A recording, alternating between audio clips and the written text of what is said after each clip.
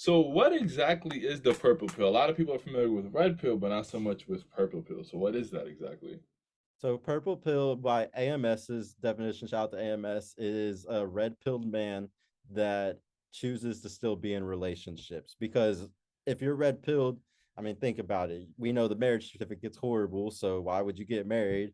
And then for most guys, they're like, oh, relationships aren't worth it because women are, I don't know why, I guess. There's a million reasons. There's a list of 10 reasons why guys don't think it's worth to even date today. Like they think spinning plates is better or whatever it is. And I heavily disagree with that. I think that that's getting a lot of guys into a habit where they're not going to get into a relationship until they're providers, which might not be until they're 30, 35, and they're not going to have any practice in relationships. They're going to ruin anything that comes to them because they just haven't practiced. Like relationships take practice. Everything in the world takes practice and takes failure. It's really funny because Andrew Tate and like all the red pill speakers, they always talk about how you got to get out and fail and you got to do these things. Like that's how we're successful is because we've made mistakes and all this stuff. But then they're like, but don't make mistakes in relationships. Avoid them. Avoid women in that type of stuff because it's going to burn too hard if it happens. And it's like that's not a good thing. Like that's really sad because like it it just wasn't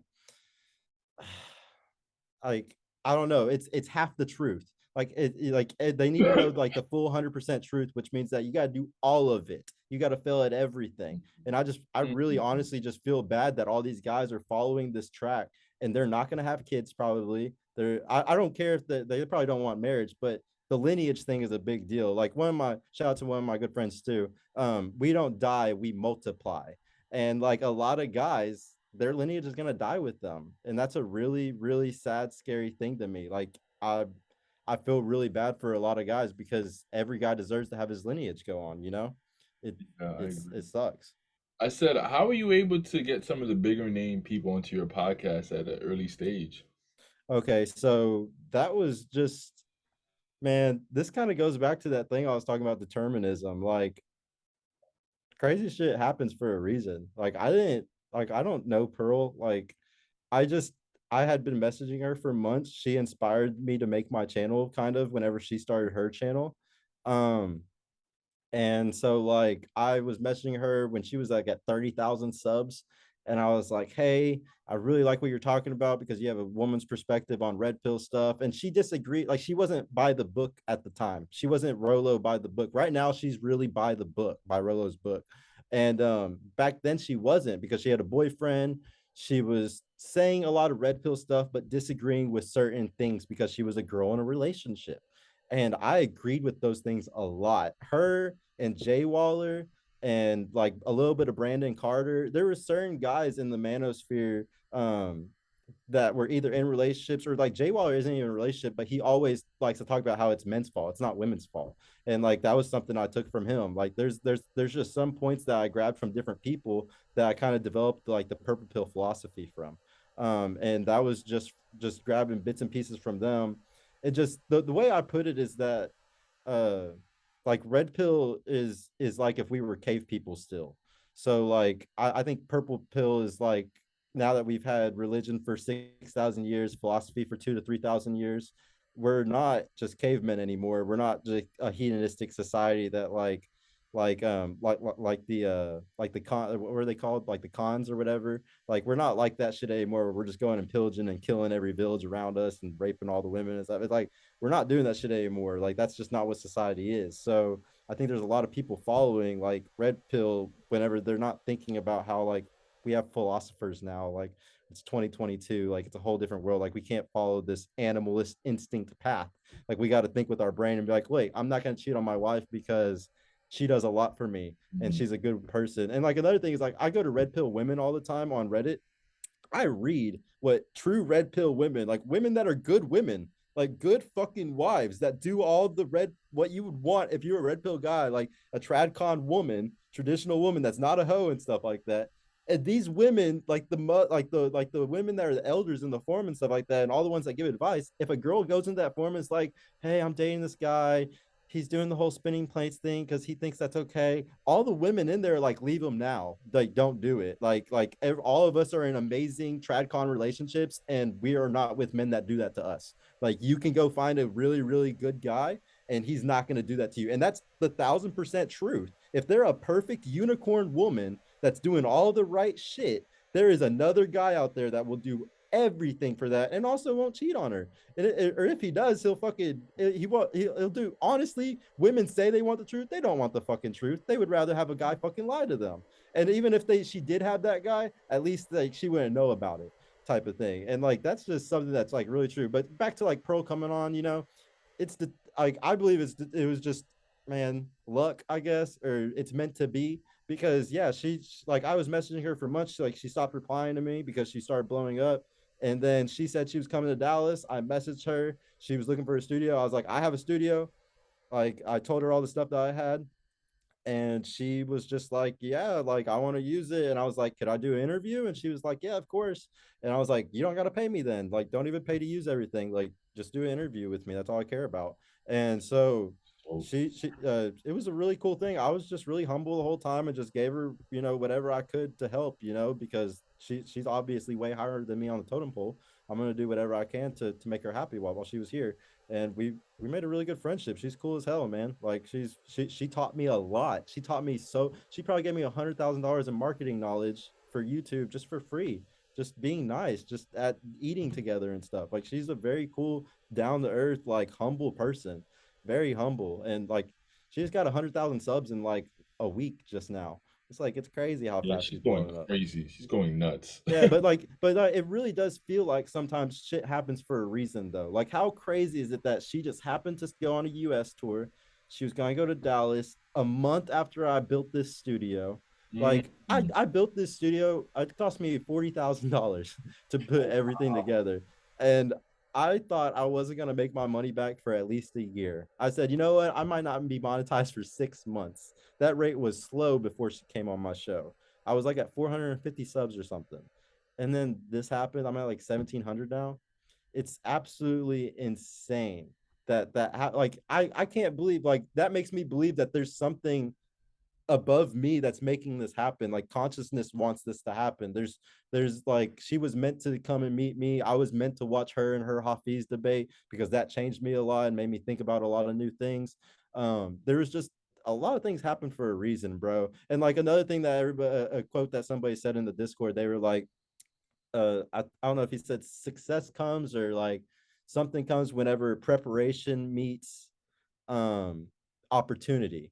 And mhm. like yeah, and like and that's what happened. We were prepared. I got everything together, everything was done, and then the opportunity came, and we were prepared to take on that opportunity to host her, to come and do her show. And then I got to meet so many other people. When she came and did her recordings here, she networked me with like 6 different YouTubers.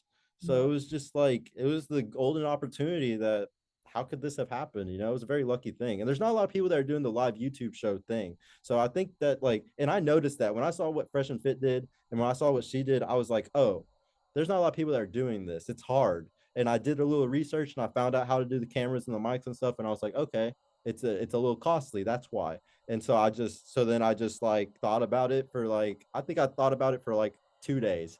And then I bought all the domains. I bought like 7 domains to make sure that everything that was even close to my name I bought, just in case. And that's just what I do for any business I do. I just buy up all the domains first. That's like the first thing I do. And then once I did that, it was like, all right, you did it. Like start working. And I just started putting everything together. I just started building the philosophy, building what the show would be like, what exactly it was going to be. Like it changed a lot. Like from the very first, like I was working on this probably for like 6 months, I guess you could say. Mhm. Like, and I had the studio for 2 months before I even built the everything out perfectly. I built everything in a different room and then moved it to this room. Like I had to do all types of stuff to like get it how I really wanted it. What would you say is the biggest thing that men struggle with in dating and the biggest thing that women struggle with in dating? Oh, mm. The biggest thing they're I think the biggest thing is they're both getting finessed. So like if we're talking about the average guy, the average guy, they're getting finessed out of their meat, their money, energy, attention, time. All four of them, like they're giving their energy, attention, time to the wrong girls that are probably using it, or they're giving their money to somebody and she's fucking an alpha. A lot of people are stuck in that cycle. I think there's a lot of guys that are trying to fuck girls that are just playing games with them. I think that's one of the biggest issues for a lot of men. A lot of the average guys, that just don't got the looks or don't got the money or whatever it is, or don't got the knowledge, I guess. Mm, And then the average women, they're doing the same thing. They're getting finessed, but out their box. One's getting finessed out the bag, one's getting finessed out the box. mm, And mm, like and those women, they're just stuck. They don't realize they get an emotional connection to guys like this. And the next thing you know, they're fucking them for months and he's spinning plates on them or whatever, and they're emotionally attached or like heartbroken or whatever it is. They're complaining to all their friends all the time, not taking accountability. That's their own fault. And I think there's tons of women stuck in that cycle. Like they might be in a really good relationship with a really good guy and they're like, oh, but this experience this guy's trying to give me, and once they fall for that trap, they're stuck. I see tons of girls like this. I got tons of girls that are Hooters girls and stuff that are my friends, and they get stuck in that cycle, and they can never get out of it after that. Like they'll just jump to another guy who's doing kind of the same thing to them, like high value guy, and yeah, I think that happens to a lot of girls. I think even like the good girls get stuck in that trap. Except the good girls, it'll mm. happen to once or twice, and they're like, fuck. I'm not letting that happen again. I'm gonna hold myself back a lot and screen these guys like a motherfucker and make sure they're really relationship people before I fuck with them. And like one thing I always try to explain to people is that there's like a big bubble of like imagine like a circle of all the people in a relationship, and then there's all the single guys over here. So when a girl, like one of these girls in a relationship, when she jumps out the bubble, she got 10 dudes on a list. And if she's a relationship girl, if she was just in a relationship for 2 or 3 years, and because women are the true choosers for the most part, for the mass majority of the population, if you're not a top 10% man.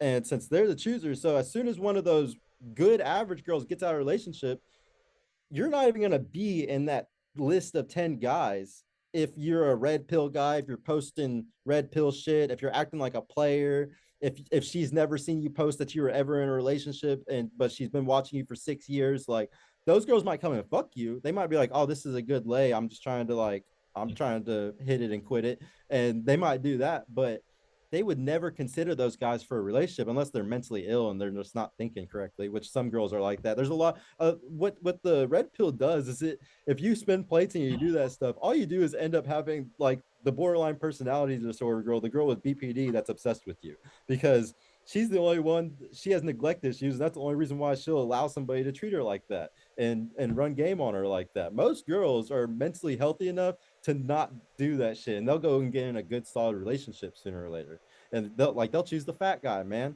At the end of the day, it's about having a provider and somebody that, like all that goofy stuff that nobody wants to believe. Like he makes me laugh. It is a true thing, bro. Like I'm a fucking comedian. I fucking made every one of my girls in every relationship laugh a shit ton. Like if there's anything I got with my girl, it's a great little comedic value, I guess you could say. It's crazy. I dealt with a girl with borderline personality disorder. She was freaking nuts. Yeah, psychopath. She Yeah. was freaking nuts, bro. And I dealt with her in high school too. So you can only imagine how much more intense it was.